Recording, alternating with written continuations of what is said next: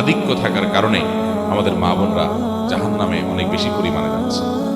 নবী করিম সাল্লাল্লাহু আলাইহি সাল্লাম এই হাদিস বলার পর তিনি বলেছেন, মহিলাদের দুটি গুণের কারণে, দুটি খারাপ গুণের কারণে, দুটি দোষের কারণে তারা জাহান্নামে সবচেয়ে বেশি যাবে বা বেশি যায়। এর ভিতরে একটা হলো তারা তুকসিরনাল লানা ওয়া তাকফুরনাল আশির।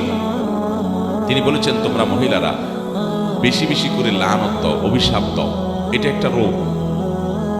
কথায় কথায় এটা পুরুষের মধ্যেও আছে এই রোগ, কিন্তু নারীদের মধ্যে স্পেশালি বিশেষভাবে এই দোষটা অনেক বেশি, যে কথায় কথায় লানত দেওয়া, চট করে রাগ হয়ে স্বামীকে, বাবাকে, সন্তানকে, ছেলে মেয়েকে, সংসারকে, এটাকে সেটাকে অভিশাপ দেওয়া, বদদোয়া করা, গজব দেওয়া, ঠাড়া দেওয়া, হ্যাঁ, এরকম খারাপ উক্তিগুলা, অভিশাপগুলা বেশি বেশি দেওয়া, এটা জাহান্নামে যাওয়ার কারণ।